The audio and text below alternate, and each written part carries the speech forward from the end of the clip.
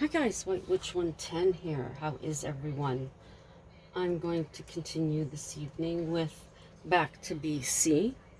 Now for some reason, I've realized that my laptop did not save all the changes that I made. So I'm going to be going back to the hard copy. So please have patience with me. We're going to start this evening. I believe this is with Scott trying to explain something.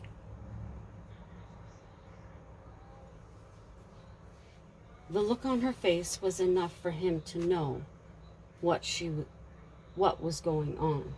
She's a friend, he said. Don't lie to me. You don't think I couldn't see the way you looked at each other? I know there is more there. Scott admitted, yes, we dated before I was married. And Abigail waited for him to continue. Off and on after. His voice was low. You were seeing her while you were married. Yes, but not after I met you, he quickly added. And that makes it okay. How can I trust you? How do I know that you won't do the same thing to me? She demanded. I would never do that to you. Scott felt the nerves in his stomach tighten. There's still something there. I could see it. I think you should leave. Abigail opened the door for him to go. There's nothing there, he insisted. Please, Scott, is all she said. He shook his head and walked out. There was no point trying to convince her. The following evening at the bar, Scott asked about Abigail. Was it them? Or Dan asked Scott about Abigail. Was it them? Yeah, it was them, Scott said. Doesn't sound good, Dan said. I didn't tell Abby she was part of the act. I ended up telling her we had a past. She didn't take it too well at all. At that moment, Sally walked in. Hey guys, what's up? Scott made a quick exit. Sally looked at Dan. Scott and Abby broke up, he informed her. But they aren't together, she said. They're going to try, but she's seen you. Scott didn't tell her you're a part of the act or a part of his past. I'm married now. It shouldn't be an issue. Scott was married when you were together, remember? Dan reminded her. Sally felt she needed to clear things up. She took it upon herself to speak with Abigail the following afternoon. Abby heard a knock at her door and recognized the face when she opened it. Can I help you? Her tone was not polite. Can I speak with you? Sally asked.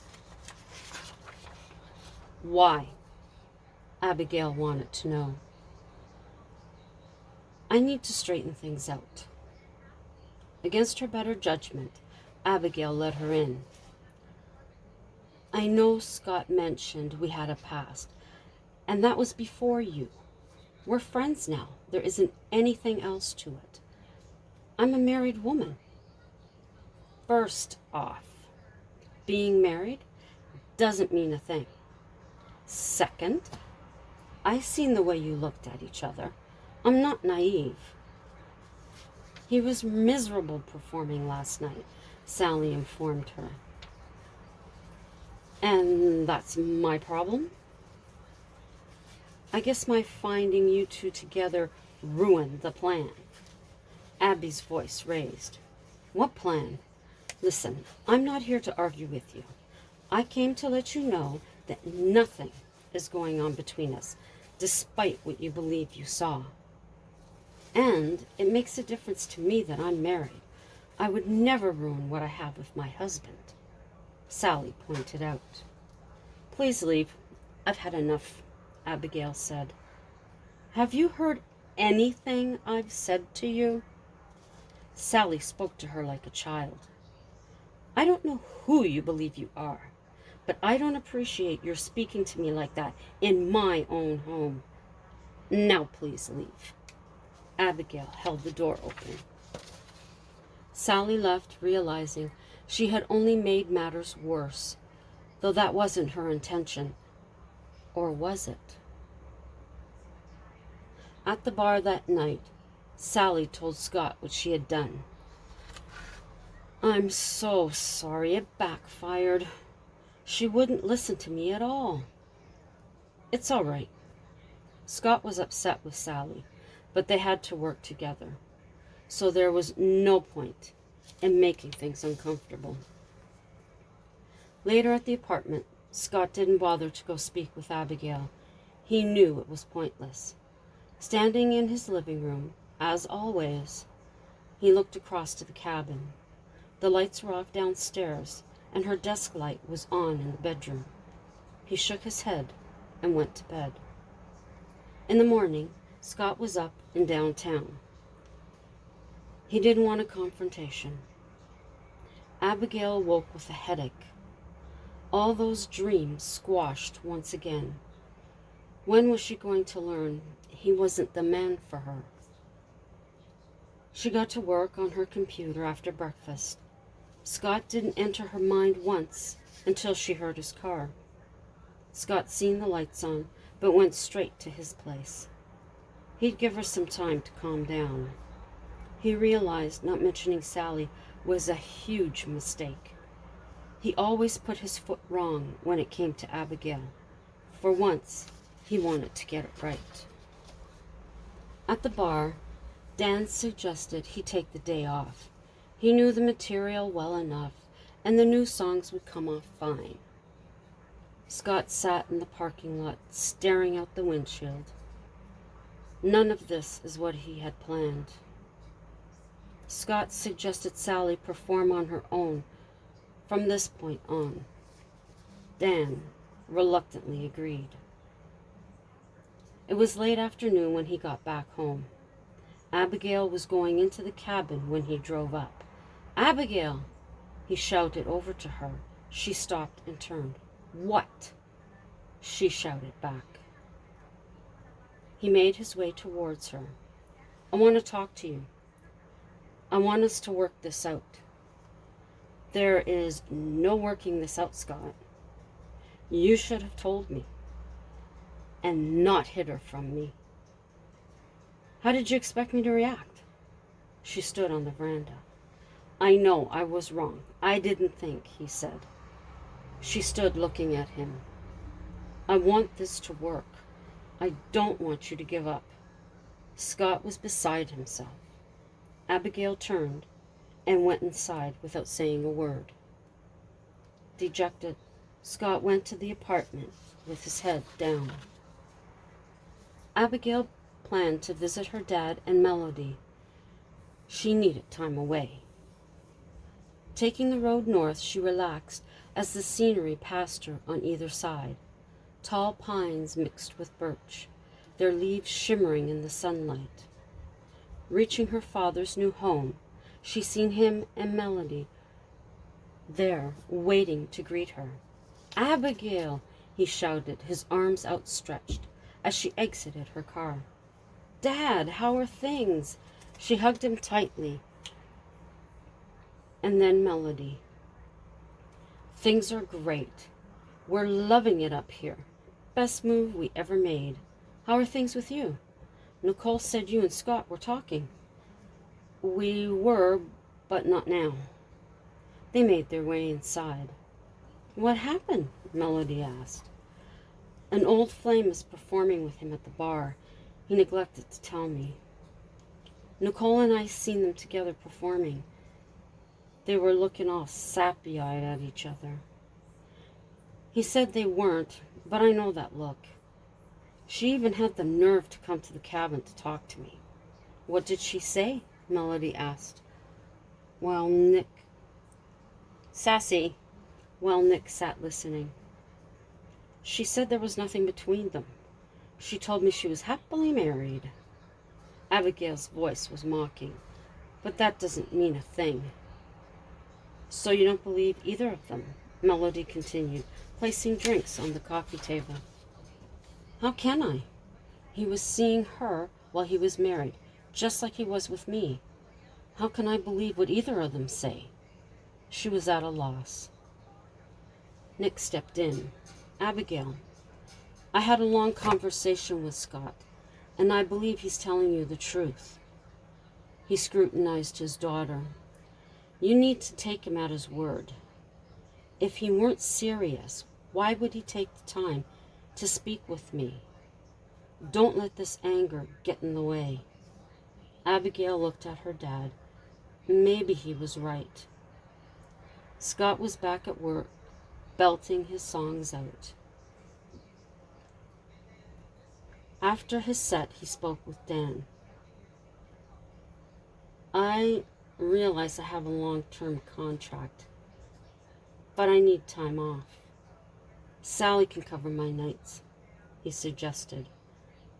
Have you spoken to her about this? He understood. He couldn't fault him for wanting to rescue the relationship. No, but I will. At the end of the night, he informed Sally of his decision by phone. If that's what you want, I have no problem. I just hope she's worth it, is all she said. Scott noticed the cabin was dark the entire week. He wondered if Abigail had gone back east. He placed a call to Nicole. Hey, Nicole, where's Abigail? There hasn't been any lights on at all this week, he told her. She went to visit her dad. She'll be back on the weekend. Have you two made up yet? She asked, hoping. No, not yet. She won't listen to a word I say. He sounded depressed.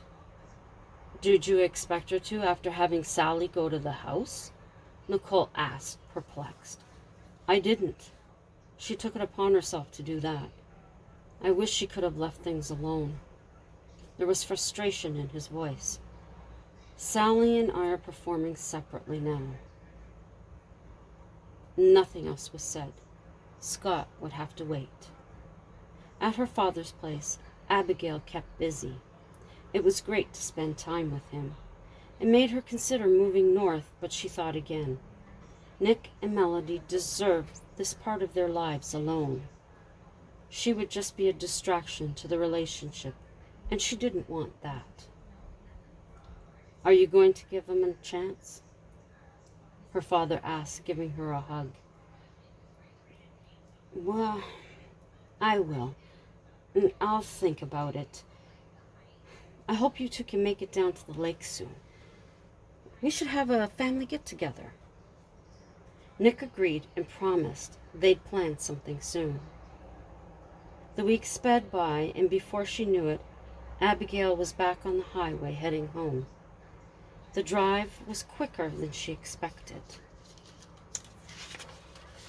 Abigail stopped at the store to pick up a few things before making her way to the lake. Entering the driveway, it was dark. She could see his car parked in its usual spot, but there was another one beside it. She wanted to know who else was there, although she could guess. Abigail parked on the side of the cabin, not in view of the vehicles.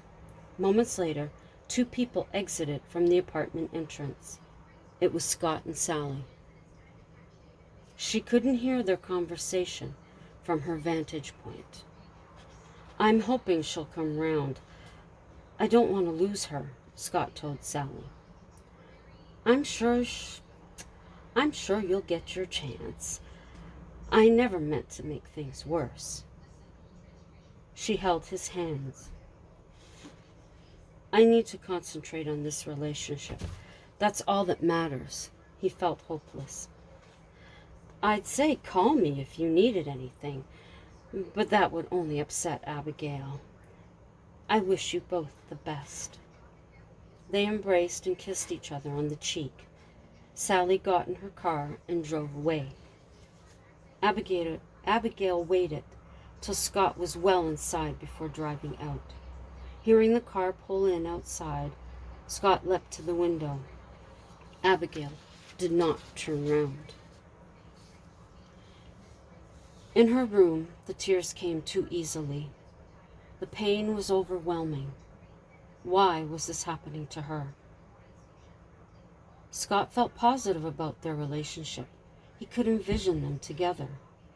The next afternoon, he made plans for a romantic lunch to prove his intentions. "Sorry, I have too much work from Dad to take time off," was her response to his invitation. Friday night came, and she reluctantly agreed to accompany him to the bar, then sat alone, talking to the owner briefly. Scott went on stage at 8 p.m. sharp and was done by 10. During his 2 hours on stage, Abigail searched the crowd for Sally. In a back corner at a small booth, she sat. Abigail's eyes darted back and forth between the two. Her self-esteem sank lower. Abigail grabbed her bag and left. For 2 days, she ignored the phone and kept the door locked. She didn't want to hear from anyone. Scott called Nicole. "Nicole, have you heard from Abigail?" "No, I did call, but there was no answer." "Have you tried going over?" she suggested. "Yeah, no answer. Her car is there. It hasn't moved. I'm getting worried. Maybe something may have happened." Nicole could hear the concern in his voice.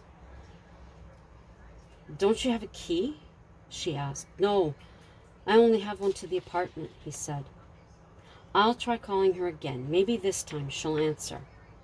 Nicole was hopeful. The phone continued to ring inside the cabin. He tried knocking again. There was no answer. He called Nicole back. "Did she answer?" "No.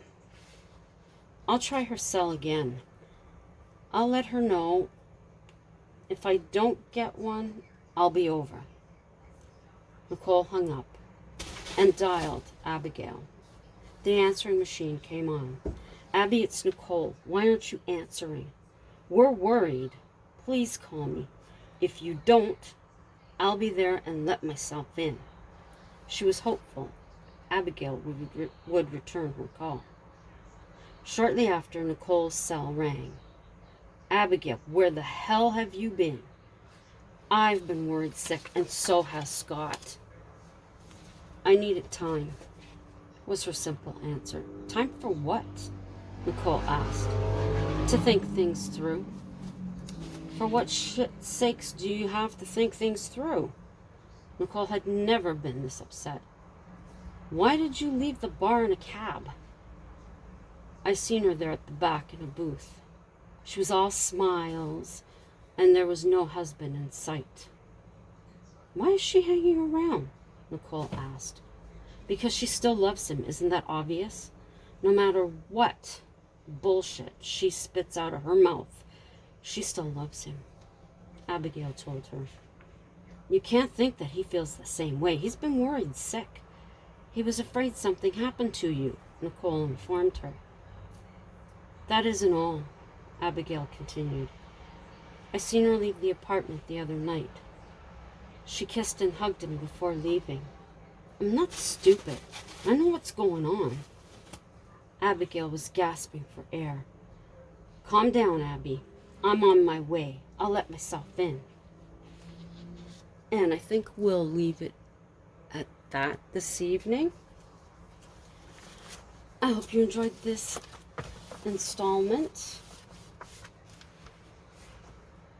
I'm going to have to see what happened to the changes that I made in the laptop, or I'm going to have to retype the whole thing again. But anyways, thank you to my YouTube family. You are very much appreciated, and I always look forward to your comments. Anyone coming through to hear this episode, please feel free to check out any of my other videos while you're here. If you see anything that you like, consider giving it a thumbs up, drop me a comment, share any of them out with someone you think would be interested. That's always appreciated. While you're here, consider subscribing, and if you do, click the notification bell so that you'll know the next time that I upload. So tomorrow night, we will be picking up to see exactly what goes on.